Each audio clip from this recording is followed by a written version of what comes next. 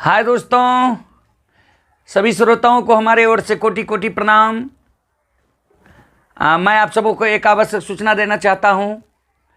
मैं आ रहा हूं आपके बीच कार्यक्रम करने दिनांक 7/11/2022 को।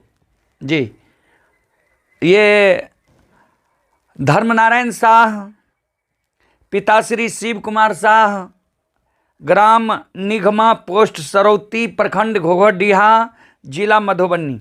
जी, इनके यहाँ दिनांक 7/11 के शाम में प्रोग्राम है। तो मैं आप सबों को आमंत्रित कर रहा हूँ, आप लोग ग्राम निगमा आइए, नारायण बाबू के यहाँ कार्यक्रम सुनिए। और वहाँ बहुत कुछ होगा, बहुत अच्छा कार्यक्रम होगा जो आप लोग कैसेट में भी सुनते हैं। देवी गीत जो आप लोगों को बहुत पसंद है, जो देवी गीत कैसेट में गाया गया है, आसिनी निपैत मा तरहत खिएले है। और भगत के माध्यम से आप लोग जो प्रसंग सुनेंगे, कारू बाबा का, ज्योति बाबा का, उदय बाबा का, अंधु बाबा का, बेनी बाबा का, मीरा साहब, वह प्रसंग मैं आप सबों को सुनाने का प्रयास करूंगा। तो मैं आप लोगों को आमंत्रित कर रहा हूं, अवश्य आइएगा, बहुत मजा आएगा।